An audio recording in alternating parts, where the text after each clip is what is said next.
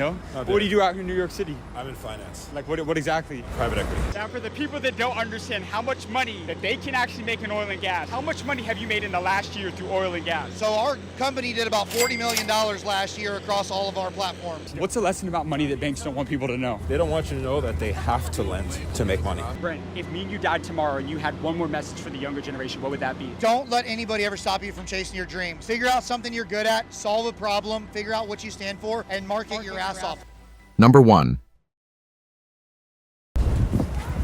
Excuse me, sir. Sir, did I tap him or no? Sir, I had a question for you. How old were you when you made your first million? I'm not there yet. No? Not What do you do out here in New York City? I'm in finance. Like what exactly? Private equity. Private equity? How'd you get into private equity? Networking. Do you think people should start or buy a business in today's world? Depends on the business. Yeah? What are you primarily focusing in? Real assets. Like real estate, those types of companies? Data centers, waste management, things like that. Boring stuff. How old are you now? 35. How long have you been in finance? Too long. Too long? I have to have a lunch after that. But if you were starting over in 2025, what industry would you get into? Because you're in the money business, so you know more than most people. I'm a fan of businesses that make real cash flow.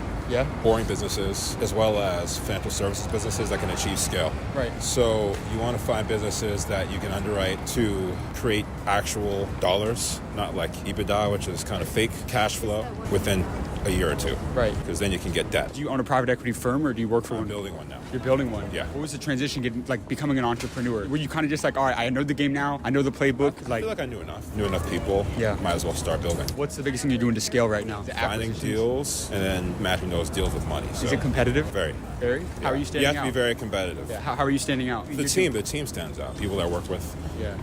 I could do it alone, but it's much easier to go further with more people. Right. So What is the most amount of money you made in a single year? I'm not comfortable saying that. Could you just a range? Not exact amount, just a range. $500,000. $500,000. Yeah, but I don't like making cash because you get taxed a lot. Right. But I'm I'm gonna walk with you. Is that okay? I'll walk with you here. There, get in front right here. I walk So fast. I got you, brother. I got you. What's the lesson about money that banks don't want people to know? They don't want you to know that they have to lend to make money. Actually, They don't want you to know that they need to lend money to people to make money. That's how they create a bottom line. They make money on the spread, right? yeah. So they don't want you to know that. I love that. And how about the best financial advice you ever got from a mentor? Something a mentor taught you about money that changed your perspective on money. Like, what's the best advice you ever got? It's more of a mindset. You want to be able to think about money like it's air. Break that down. We're breathing, right? Yeah. What are you breathing? Breathe in air. Yeah, but do you think about that every day? No. Exactly. So when you want to get to a point where money is like air. I love that. I haven't heard that before. Did you come from a rich family? Not at all. No. So how did you break into private equity? You just got to have a lot of hustle, hunger. Yeah. College degree? Did you have a college degree? Yeah, I got a college degree. I got an MBA as well. So you don't have to get that, but Right. it helps. I mean, I don't look like every person that works in finance. So Right. I had to stand out somehow, so I did that. Absolutely. And also, you have to network your ass off. And how did you build those relationships? How did you get in the right rooms with the right people? You got to run. You got to spend a lot of shoe leather. Absolutely. My man, thank you so much for your time. I'm talking to this man. Number 2. There's one industry that has quietly created more billionaires than tech, crypto, or even real estate. An industry that built dynasties, powered entire nations, and still fuels untouchable wealth today. That industry is oil and gas. And today, we're going straight to the source. I'm headed out to the literal Texas oil field to meet with one of the biggest oil moguls in the entire world. And his name, it's Brent Franklin. And he's been drilling oil wells all over the nation while making hundreds of millions of dollars doing so. We're gonna be walking his rigs, hear how he built his empire, and how oil and gas continues to mint millionaires and billionaires even in today's world. So this video is about to be insane from start to finish, so stay tuned until the end. With that being said, let's get this video on the way. All right, you guys, so we just got to the oil rig out here in El Campo, Texas. Yes, we are in the middle of nowhere, but yes, this business, these oil rigs have made more millionaires and billionaires than just about any industry in the world. So I'm gonna be interviewing one of the biggest oil moguls in not just Texas, but in the entire United States, you guys. So let's go meet up with Brent right now and go figure out how the hell he even got into this business, why this business makes people so rich, and how you can start investing your money and making it work for you in oil. I never in my life thought that I would ever be at a damn oil rig right now, but I gotta learn about this business myself because the returns in oil, man, I've heard it could be more than real estate, more than the stock market. So this is gonna be a masterclass on all things oil and gas, you guys. Come on, there he is. What's going on, brother? How's it going? James. We're in Franklin. How are you? Good, man. It's good to meet you. Good to meet you as well. So you own this right here. I do. How the hell did you even get into oil and gas? Man, it was crazy. I was mowing grass right after I got out of the Navy, and I got a phone call from a buddy out in Midland, Odessa. So he's like, "Hey, man, I got you a job on an oil rig." I packed my shit and I rolled out and got on a rig. And a couple years later, ended up buying a couple, and now we own oil and gas business and investment companies. Now, for the people that don't understand how much money that they can actually make in oil and gas, how much money have you made in the last year through oil and gas? So our company did about $40 million last year across all of our platforms. 40 million. That's right. And you don't just own the rig, you own all aspects of it. Yeah, so what we do is simple. We buy distressed off-market oil and gas investment properties, and then we go out there and we fix them up. We drill wells, we fix wells. A lot of people in oil and gas over leverage their properties, or they don't know how to raise money properly. And so what we've done is we built a fund structure that allows people to not only understand but invest in it without having to become an oil company. Now, I want this video to serve as a masterclass for everybody watching that has no idea why people can get so rich off of oil and gas. Can you give us the blueprint today on how that's possible? Yeah, so a lot of people talk about getting rich off oil and gas and oil field money. One of my favorite sayings is, if you want to make a small fortune in oil and gas, start with a large fortune. It takes a lot of loss, a lot of headaches in oil and gas, and it's not just a get rich quick deal. You have to be consistent, you have to diversify, and you got to have a risk tolerance, but we're going to dive into all that today. And can we actually go up on the rig as well and check it out? You want to go up on the rig? Is that cool? All right, saddle up, man. Well, before that, is this the office right here? Yeah, let's take a Check look. it out. Let's go check it out. Yeah, so right here is the camp house for our pusher. What's going on, man? Cameron is our tool pusher. What he does is he turns around and he makes sure that the rig is running. It's a 24/7 operation when we start drilling. So you got to have a team when you're in this business. Oh man, you have to have an army. You have to have people that know what they're doing, that are experienced. Safety is absolutely super important. People see oil rigs and oil wells and they just think, black gold and money, but in reality, this is the most dangerous job in the world. Is it too late to get into oil and gas? Right now is the actual perfect time. Why? What's a different market today? There's a lot of people that have invested in oil and gas the same way, and it's not turned out good for them. Today's market, there's a lack of capital. There's not as many of these conventional rigs. People call this old school drilling that there used to be, and it's a dying breed. We're going to use oil and gas forever. Natural gas is the cleanest burning fossil fuel, and people don't realize how to get in. They like the concept of oil and gas, but they don't know entry points, and people can't invest in things that they don't understand. So me coming in as an investor, learning the hard way and taking a ton of losses, getting taken advantage of by scrupulous oil companies, being promised the dream by promoters, I said, you know what? Money doesn't come from chasing money. Money comes from chasing problems and monetizing the solution to those problems. So what I did is I took every problem that I had as an investor in the oil field, I put my pen to the pad, and I really wrote out a good plan that works. Because why do people invest in oil and gas? You see it on the ads, right? Tax benefits. Oil and gas is one of the only industries where you can actually write off your investments against your active income when the deals are structured properly. In addition to that, I don't see any of these multifamily deals or real estate deals that people are doing that can actually get you 100% return of your investment in less than a year when structured properly. So what's going on right here? What's going on? Okay, so this is one of our monitoring systems. This is called a Pason system. And up on our rig floor, we've got our drilling rig equipped with electronics that let us know what's going into the ground. You can imagine going back into like the 1950s and 1960s. They didn't have anything. They didn't have anything like that. They're just throwing chains, and I can show you some videos of it. It was really, really unsafe. But nowadays, technology, we're watching everything. So right here up at the top left, you can see it tells us exactly our whole depth, which is 4,599.5 feet. It tells us exactly where our bit is, and it tells us what we're doing right now. So right now, what we're doing is called tripping pipe. This is the process of going in or out of the hole, where they're taking pipe joints and connecting them together. And we're about to actually go up on the rig floor, and I'll show you all about tripping in a second. It also has logs on here. It tells us, if we're gonna hit any type of gas, what type of formations we're drilling in, whether it's rock, sand, shell. And so this is a really, really crucial piece for Cameron to be able to sit here and understand what's going on the rig floor at all times. Because if you just look out there right now, you can't really tell what's going on. So this is kind of like our electronic eyes and ears on the floor. Now, I got a bunch of questions for you, but before we get back into the interview, could we actually go check out and see the full operations on what's going on out there? Oh yeah, let's rock and roll. Let's go check it out. Safety first, bro. I gotta get this on first. That's right. So a few things before we go up on the rig. Number one is typically you would wear FRCs. These are fire retardant clothing. This is in case of any, type of burns or heat comes to you. In oil and gas, everything is heavy. So there's a lot of sharp objects, there's a lot of heavy objects, and there's a lot of moving parts. Right now, we're going up on a live drilling rig, okay? And we just want to let people know that right now we're on a well site that has no H2S gas. Typically, we'd wear a monitor called an H2S monitor, which is always best practice to have. But because this well is plugged off at the bottom and we have all of the well bore basically sealed off. We know that there's no H2S present. Typically I'd have you wear this, but today I'm gonna just let you go up here and take a look at it. So we are doing this safely, and let's go take a look. I'm a new person right now, but I think it's time to go out to the rig and see what's really going on right now. All right, man, be careful. Hey, by the way, everything's dirty. Okay. So don't touch nothing. I got you. I got Cool. you. Before we head on out there, what exactly is this? So, you know, a lot of people say, hey, I got an oil rig, I got an oil well. A lot of people don't know the difference between a rig and a well. This is a drilling rig, okay? Back behind me over here, these are oil wells. So a lot of people, you've heard them say, oh, my auntie's got oil rigs. She probably has oil wells that are drilled by oil rigs. So today we're out here. This is our 850 horsepower top drive drilling rig. Let's go check it out. Let's go. Out there.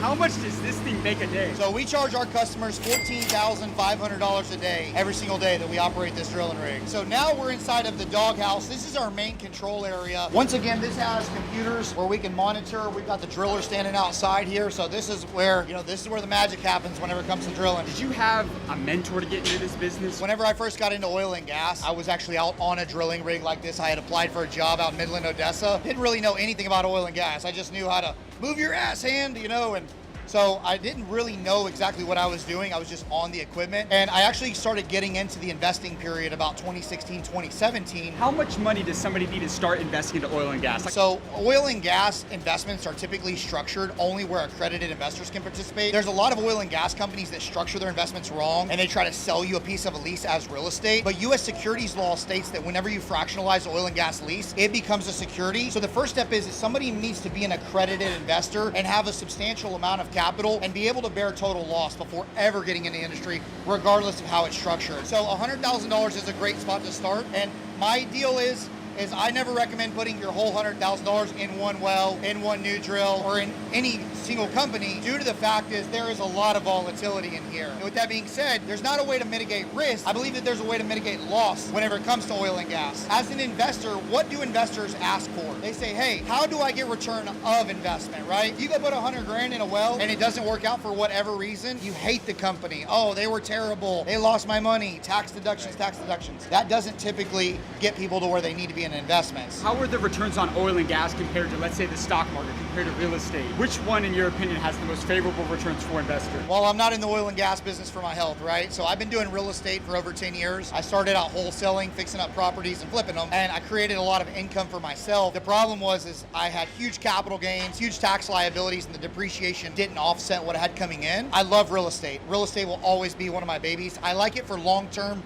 appreciation. Stock market, that gets everybody's little gambling itch aside, right? Doesn't really matter what stock you pick. The people in the stock market are trying to buy in low, capitalize on it, and exit at the right time. And I see people riding waves because they're not professional investors. I think that every market has a spot for good, smart, sophisticated investors. I think that you got to be diversified across everything. You just have to know how to play the game. And if you don't, you got to partner with somebody that does. And that's exactly why we created Rise Capital. Let's go check out over here. Let's do it, man. All right, so first things first, you want some Roughneck Starbucks, bro? No. You don't want to take a shot? I'm all good. All right, let's go check out the rig floor. Let's check it out. So what is this right here, and break it down for everybody? Yeah, so right now we're on the rig floor, and this is a top drive drilling rig. There's two types of drilling rigs that we work with. One is called a Kelly rig, the other one is called a top drive. How expensive is this equipment? Well, it depends. If you buy it brand new, this rig right here costs you about $6.5 million. Woo! Did you drop that on that? Oh no, bro. So what we were able to do is we were able to find a seller who had a couple issues with their business, and we actually bought this from a company that bought it from a bankruptcy. So we paid about 15 cents on the dollar for the rig. We inherited all the contracts, and we picked it up for dirt cheap. So you're always looking for opportunity. Absolutely. Money is saved by purchasing assets that are undervalued, and usually from people that are in a bind. Because they probably bought that for way more money than you ended up buying it off. Yeah, I believe they paid over $5 million for this piece of equipment. Now, you mentioned that you charge your, customers $14,000 a day for here. Who are you selling to? Is it gas stations? Like, what types of companies are you selling your oil to? So a lot of people have the misconception on oil and gas that you just make gasoline right out of the ground, right? So there's three main sectors of oil and gas. There's upstream, there's downstream, and there's midstream. This is what's called upstream oil and gas. This is actually where we explore and produce known as E&P. This is where we're exploring and producing oil and gas. Once we produce this oil, once it hits or doesn't hit, will go to a tank battery. The oil goes to a tank, the natural gas goes to a pipeline. That's called your midstream. Midstream is the process of transporting oil and gas. It could be your trucks, your logistics, your pipeline. And then you've got what's called downstream. This is your refineries. This is companies that are actually purchasing the product for us, using midstream companies to get it there, and they're turning around, they're refining it to gasoline, diesel, different types of products. There's 3 types of oil and gas. Upstream, drilling. right. Midstream, shipping. That's right. Downstream, produce. Look at you, you're a landman already. Come on, I'm a landman. There's guys that make money in oil and gas, and some are the landman. Are these people going like door to door and they're finding people with a lot of acres, a lot of land, and being like, hey, our technology see that you've got oil here. Let's strike a deal. What is it, 70-30 is like the standard or something like that? Can you kind of explain what that process is like? Yeah, so what happens is most people that are in oil and gas upstream don't actually own the property. The people that own the surface are the surface owners, and the people that own below the surface are the mineral owners. There might be one mineral owner, there might be 1,000 mineral owners, literally. And so what happens is when there's an area of interest, the landman that you see on TV is a person that goes out and is typically finding out who owns the title and finding that area of interest, and they're going out and negotiating that oil and gas lease. Now, whenever it comes to trades, this is your oil and gas lease. You get to pick what you want to offer somebody, just like you would in real estate. For instance, most mineral owners are looking for what's called a 25% royalty. This means that when you extract oil and gas, they're getting 25% of the gross proceeds before the expenses. This is your royalty interest. It's also known as the NRI. So if somebody tells you, hey, we got an oil and gas lease and it's a 20% NRI, you know that the mineral owner is getting 20% of the gross revenue, and then the oil company gets that other 80%. That other 80% is known as the working interest. And this is where people go in and they actually get to buy, just like a tenant in common, they're buying a portion of the lease where they pay a portion of the drilling, but they get a portion of the proceeds if the well is commercially producible. So there's a lot of people in oil and gas. What separates you from 99% of other people? What's big about my company that a lot of people wish they could do that they can't is we understand investment, but we also understand the industry. Most people that go out and raise money for oil and gas, known as promoters, they're just trying to sell somebody's opportunity and make a big markup on it. We're actually vertically integrated and invested in everything that we're doing. So we know how to find the leases, we know how to extract the oil, we actually have the equipment to drill, and we've created a fund structure unlike anything else that's ever existed. It operates a little bit like a trading platform, and when we get back to the office, I'm gonna tell you all about it. Before we do that, I gotta operate over here, don't I? Yeah, man, so I think it's time that we break you out, Worm. Let's go. Hand those mics over and we're gonna teach you about how to get the slips going. All right, so first things first, we're gonna make sure you get some safety gloves on, make sure you don't hit anything sharp, anything heavy. Everything out here is super heavy and It can't kill you. oh man, it'll crush you real quick. All right, so what they're doing right now is they're coming down with the top drive. You're gonna help this hand right here. You're gonna pull these slips. Get up there, grab that slip. He's gonna pick up. Don't put your hand, ready? Here we go. Now you're gonna get ready. Whenever this comes up, they're gonna pick it up past the joint, past the collar. You're gonna throw the slips in there. What these slips do is it's got teeth in there. They grab the pipe and hold it so it doesn't go down. So we're gonna pull out 2 joints at a time. This is the double rig. Get ready. There you go, throw them. Nice and heavy, ain't it? You ready to get on them tongs? Watch it, boy. Everything heavy, everything heavy. Watch out for that hole. YouTubers.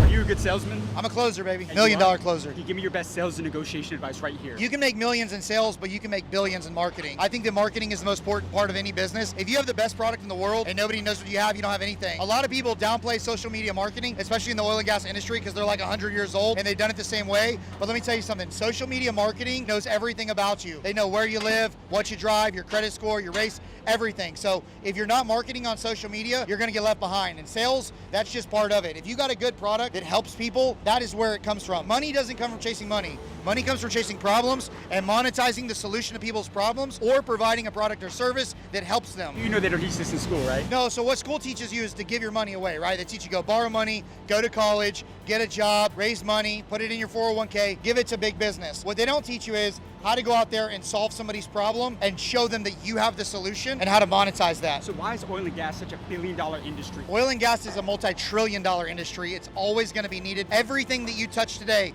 the paint that's in these shirts, the gas that's in your car, everything.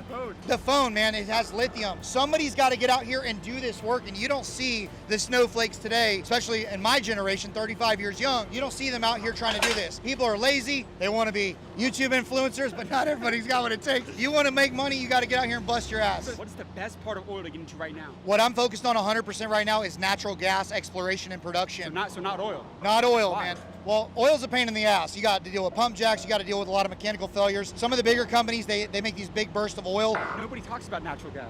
Well, that's exactly why you should do it. You should always go for things that the media is not talking about. Natural gas is the cleanest burning fossil fuel. We have more LNG plants opening up, and the export of natural gas and liquefied natural gas is massive right now. Anybody who is truly an oil and gas investor will tell you they're probably bullish on gas right now because that's where everything's coming from. You got electricity coming from it. You got heat coming from it. Hell, you got all kinds of these data centers. Let's talk about AI, and by the way, we're mining Bitcoin off of it. We take natural gas, run it into a generator, create electricity, and have low-cost power to mine cryptocurrency. Did you have anybody that doubted you in business? Man, I've always had people that doubted me. I think that people always doubt things, right? You get around people, they can't see your vision, they don't know what you're doing, they can't understand your mind, and only thing that matters is results. I've had to cut off so many friends. You can have good people around you that are the wrong people, and the faster you get rid of them, the better. Bad relationships, people getting, the wrong girlfriend, hanging around the wrong people that are doing the wrong things. If you want to be successful, you have got to pay to be in the rooms with people that are successful. I avoided going to so many masterminds and hanging out with other like-minded people because I thought, what are they going to teach me? And at the end of the day, it wasn't about them teaching me.